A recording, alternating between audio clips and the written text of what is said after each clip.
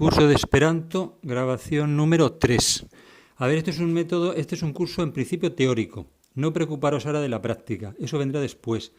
Después que hayamos terminado la teoría, cuando la hayamos terminado, os explicaré, que además será en pocas sesiones, os explicaré un método que yo inventé que es un método para aprender a hablar fluidamente, que se llama el método de la conversazia legado, que significa el método de la lectura conversacional, que alguien lo bautizó como el paroliga método, que es método que hace hablar.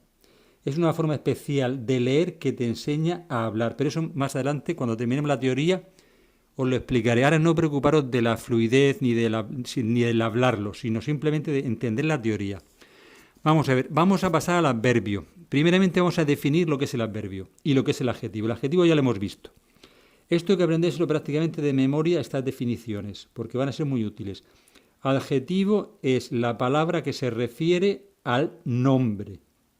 Y adverbio es la palabra que se refiere al verbo.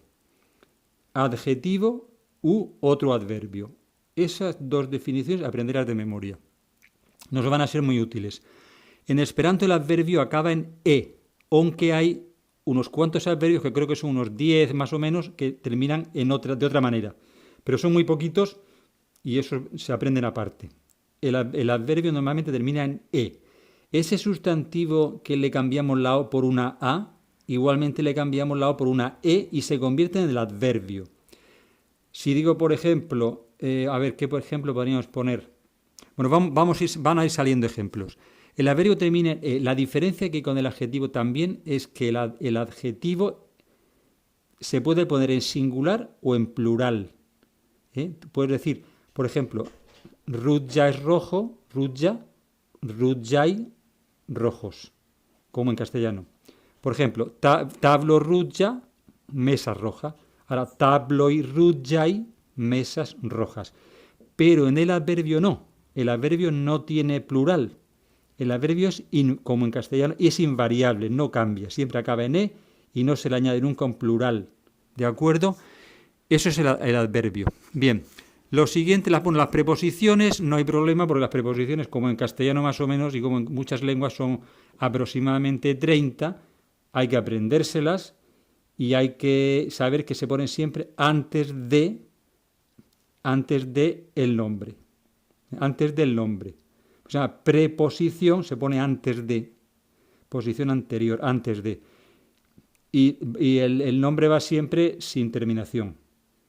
Aunque hay alguna excepción, que la veremos, pero normalmente el nombre va como si fuera un sujeto, pero nada más que lleva una preposición, o sea, sin ninguna terminación. Por ejemplo, debajo de la mesa es sub la tablo, tablo, no se añade nada. Puede ser plural, eso sí, pero que no se le añade la n ni nada, salvo alguna excepción que veremos después.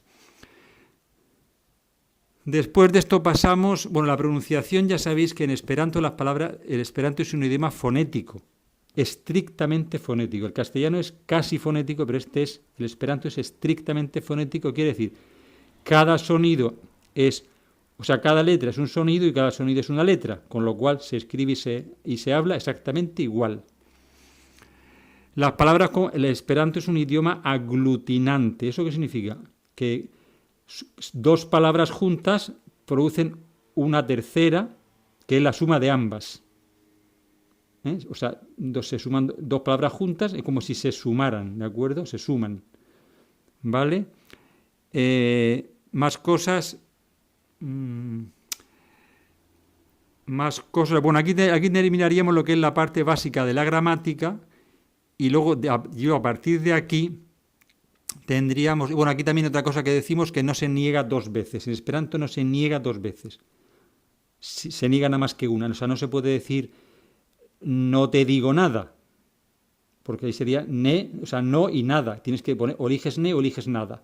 Entonces diríamos o te dije nada, te dije nada o no te dije algo, pero no se puede decir no te dije nada, ¿de acuerdo? Aquí acabamos la gramática básica. Luego ya a partir de aquí ya tendríamos que, con respecto a los verbos, las formas compuestas de momento no las vamos a ver. Las formas compuestas no las uséis de momento, porque en principio no hace falta usarlas. Luego ya sí, pero en un principio no hace falta usarlas. Vamos a ver, alguna cosa más que haya por aquí que yo quiera añadir. Vamos a ver. Alguna cosa, hemos visto ya prácticamente todo. Ahora ya hay que ver algunas cosas concretas que tenemos que desarrollarlas. Vamos a ver los pronombres. Vamos a ver. Tenemos aquí los verbos. La voz pasiva tampoco la vamos a ver. La voz pasiva se puede formar con el oni, que es el equivalente al español, a la pasiva refleja española, que se dice, oni dirás, con el oni. Oni es como decir uno. En vez de decir se dice, pues uno dice, pues oni dirás. El pronombre que hemos visto antes es oni, que es se, o si queréis, uno, porque así se parece más oni, uno. Vale, más cosas que estoy viendo aquí que podamos, vale. Nos queda entonces por ver las conjunciones, es estudiárselas. Como en castellano tenemos y, tenemos pero, tenemos sin embargo, nada, eso no tiene nada más que es vocabulario, sabéselo y ya está. Bueno, y entonces en la próxima clase, que va a haber de teoría probablemente un par de clases más, y con eso acabaríamos, vamos a estudiar la tabla, esta tabla de los pronombres. Perdón, de los pronombres, no, de la tabla del kio, kiu, kia, esa tabla que son en total 1, 2, 3, 4, 5, 5 por 9, son 45 palabras perfectamente organizadas que en la siguiente clase las vamos a ver. Y con esto acabaríamos la gramática básica. No preocuparos mucho de la gramática porque lo que hay que saber es muy bien la gramática básica y lo demás es práctica. Aquí bueno, y luego están los prefijos y sufijos que también lo veremos en la próxima grabación. Gracias.